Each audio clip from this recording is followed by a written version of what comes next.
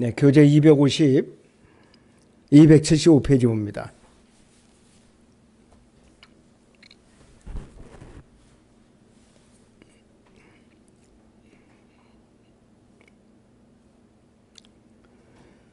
자, 여기 보시면 중간 단락에 보죠. 중간 단락에. 세상의 창조주이시며 빛들의 아버지이신 전능하신 하나님께서는 무궁함 속에서 자신의 손을 흔드시며 자신의 피조물이 기록된 이 5,000년 역사 동안에 발견할 수 없었던 만 개의 은하계를 쏟아부으셨다. 그냥 하루 만에 쏟아부으신 거예요. 지으신 거란 말이에요. 말씀으로 지으신 거예요. 자, 시편의 147편 4절을 보죠. 여기서 시편 147편 4절을 보겠습니다.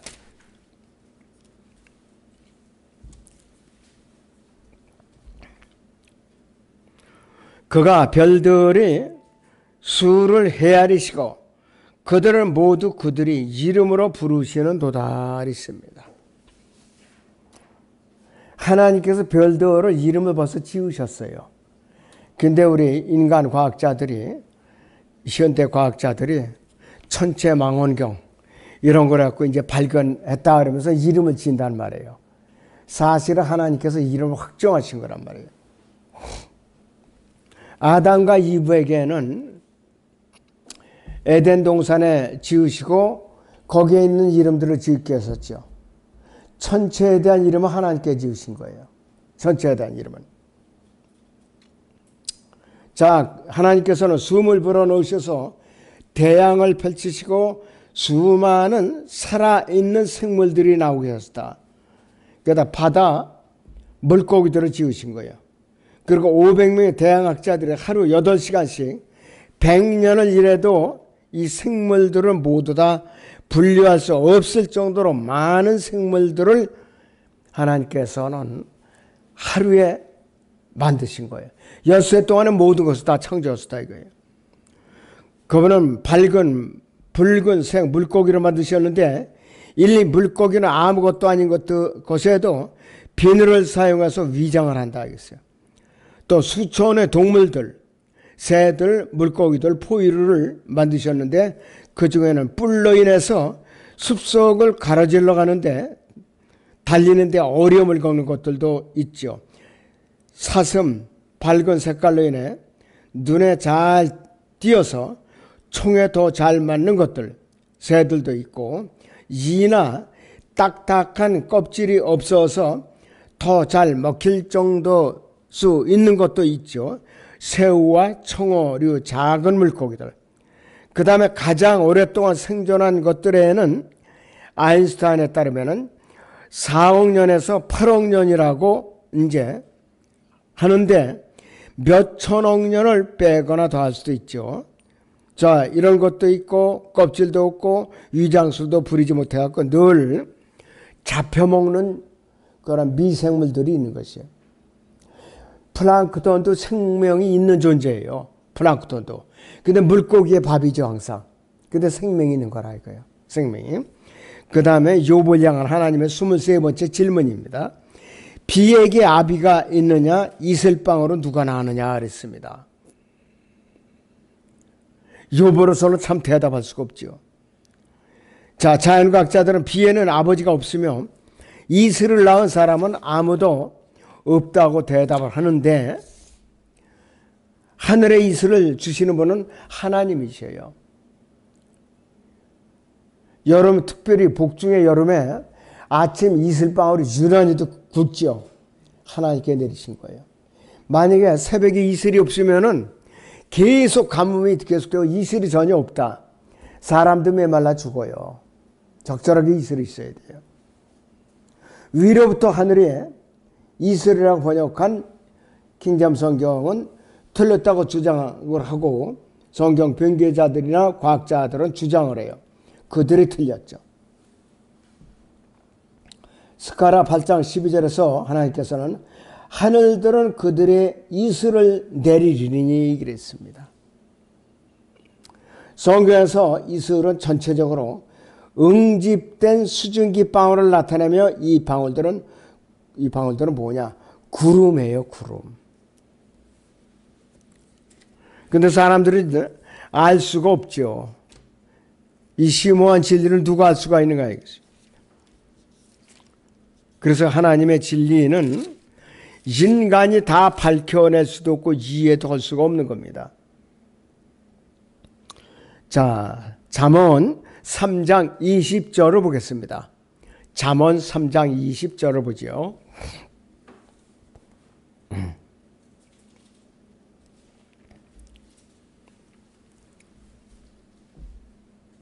그의 지식으로 깊은 곳들이 쪼개졌으며 구름들이 이슬을 내리는도다 그랬습니다.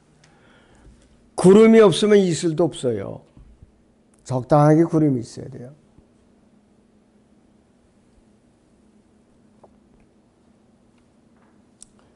그래서 이 방울들은 구름인데 안개가 낀 대기 중에서도 나타날 수 있고 혹은 땅 위의 식물에게서 나오는 이슬일 수도 있다고 그랬는데 시편의 133편 3절을 보죠. 133편의 3절을 보겠습니다. 헤르몬의 이슬 같으며 시온의 산들 위에 내리는 이슬 같도다. 거기에서 주께서 복을 명하시니 그 영원 무궁한 생명이로다 그랬습니다. 또 여기서 이사야 26장 19절을 보죠. 여기서 이사야 26장의 19절을 봅니다.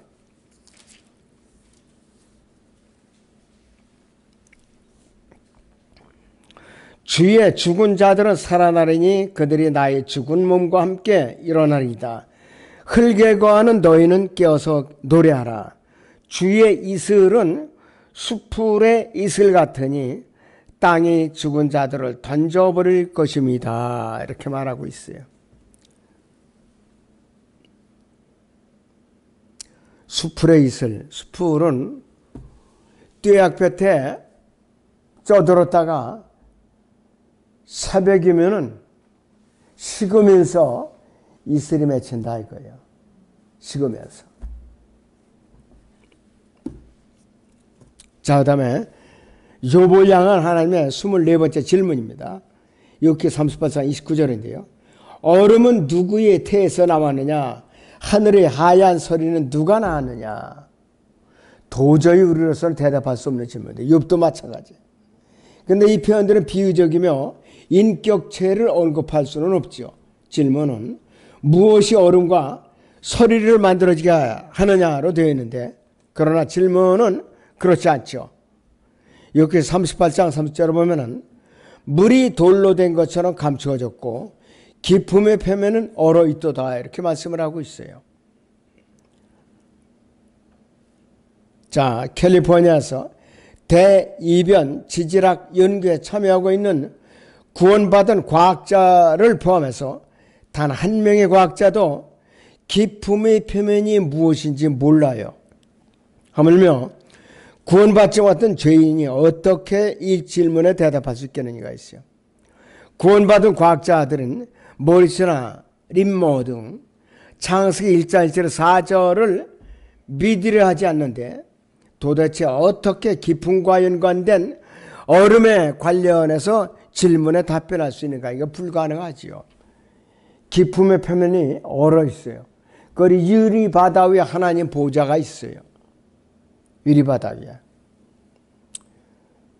욥을 향한 하나님의 25번째 질문입니다. 네가 플레아데 성단의 이름 아름다운 감흥력을 묶을 수 있으며 오리온이 띠를 풀 수가 있느냐 그랬습니다.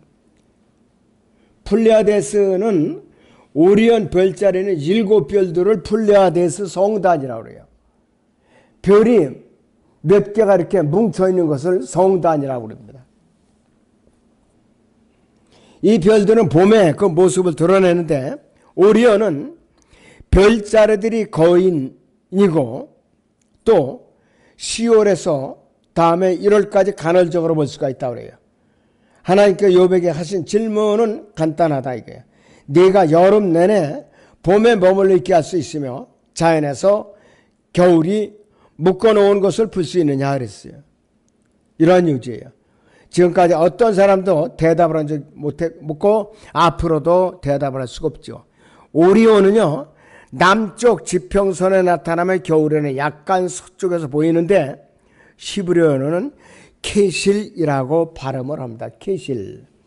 의미는 바보라는 뜻이에요. 오리온이.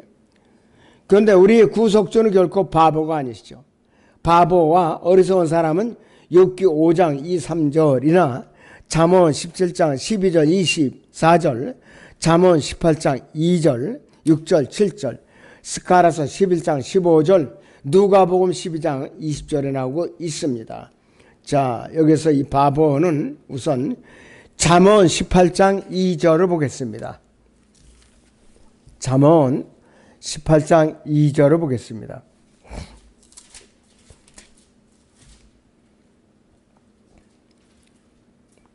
어리석은 자는 명철을 기뻐하지 아니하고 자기 마음을 드러내기만 하느니라 그랬습니다.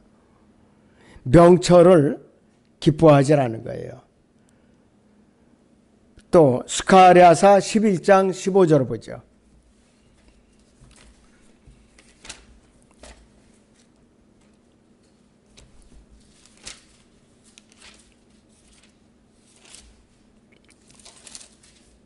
스가랴서 11장의 15절. 이에 주께서 내게 말씀하시니라 너는 다시 어리석은 목자의 도구들을 취하라 그랬어요. 여기서 이 어리석은 목자는 뭐냐? 17절에 나오는 우상 목자예요. 적그리스도로 말하는 것이. 또 누가복음 12장 20절을 봅니다. 여기서 누가복음 12장의 20절을 보겠습니다.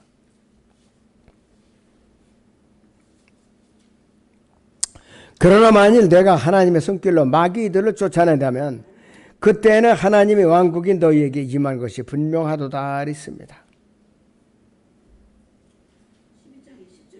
네? 12장. 네. 잘못 읽었어요. 12장에 20절로 다시 읽습니다. 죄송합니다. 그러나 하나님께서 그에게 말씀하시기를 너 어리석은 자야. 오늘 밤 네 혼을 내게서 앗아가리니 그러면 네가 장만한 그것들이 누구의 것이 되겠느냐 아니라. 여기서 어리석은 자는 자기 혼의 문제를 해결하지 않고 물질의 욕심에 잡힌 자래요. 지금도 마찬가지로 구원받지 못한 자.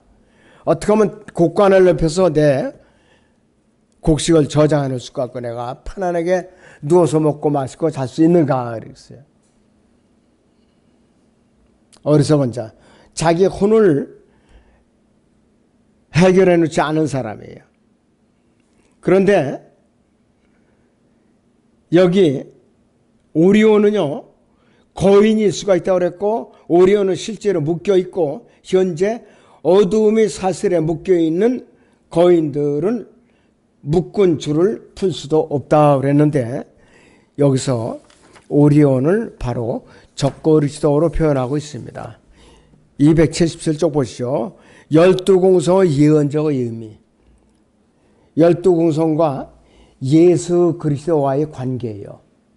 요건 제가 나중에 이제 자세하게 풀어서 설교를 한번 또 할 겁니다. 첫째는 처녀궁이 있어요. 여인의 후손.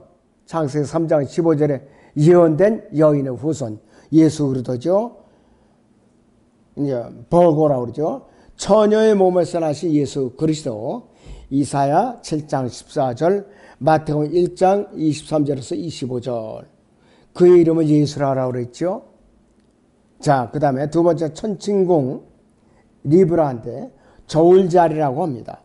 죄의 값이 치러지다 그랬어요. 요한복음 19장 3절에서 다 이루었다 그랬고, 나를 구속하신 예수 그리스도를 말합니다. 보일러서 에베소 1장 7절이나 골로새 1장 14절, 베드로전서 1장 18절 19절입니다. 세 번째는 천갈궁 스콜피오 전갈자리. 치명적인 투쟁을 말하는 것이요. 시편 116편 3절을 보지요. 여기서 시편 116편 3절을 봅니다.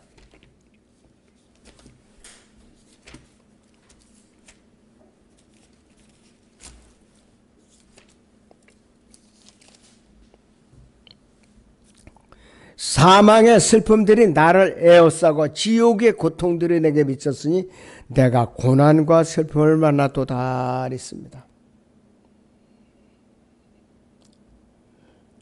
갈보리 십자가를 눈앞에 둔 고난이에요, 바로. 그래서 고난의 주 예수 그리스도를 말하고 있는 것은 겟세마네 동산에서 땀방울이 핏방울이 될 정도로 십자가를 앞두고 고난의 기도를 드리시는 분이에요. 네 번째는 인마공의입니다. 이것은 사기다리우스인데 궁수 자리, 최후의 승리. 이것은 내가 예수 그리스도의 보혈로서 혼의 구속을 받는 것인데 골로새 2장 13절에서 15절입니다. 마귀를 멸망시킨 예수 그리스도를 말하고 있는 것이요. 히브리서 2장 14절을 보죠. 히브리서 2장의 14절을 봅니다.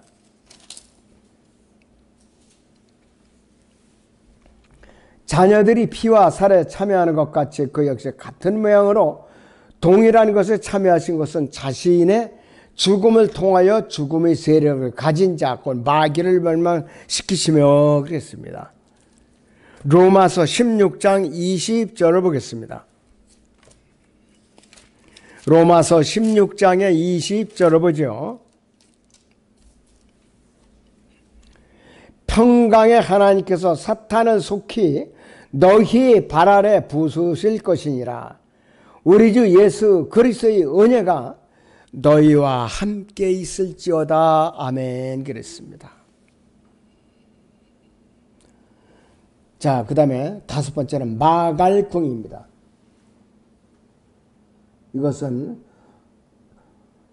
카프리코머스인데 염소 자리입니다. 죽음을 헤쳐나온 생명입니다. 죽음을 헤쳐나온 생명. 자, 로마서 8장 2절을 보죠. 로마서 8장의 2절을 봅니다.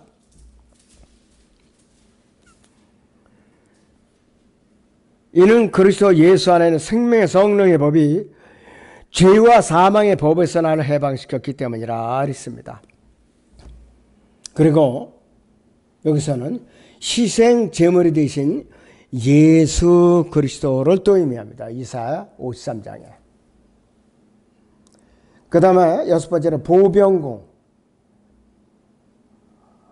여기서는 아쿠아리우스인데요. 물병 자리. 승리를 통한 축복이고 여기서 또 생명의 샘 예수 그리스도를 말하는 것입니다. 이사야 61장을 봅니다.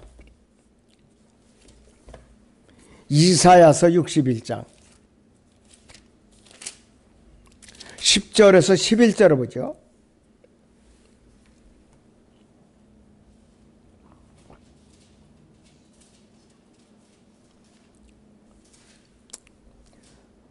내가 주를 크게 기뻐하겠으면 내 혼이 내 하나님을 기뻐하리니 이는 그가 구원의 의복으로 나를 입혀주셨고 그가 나를 의의 겉옷으로 덮어주시어 마치 신랑이 장식물로 자신을 꾸민 것 같이 신부가 보석으로 자신을 단장한 것 같이 하셨음이라.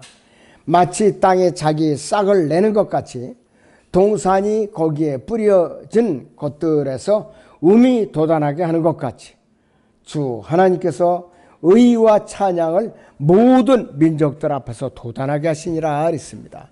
자, 오늘은 여기까지만 합니다.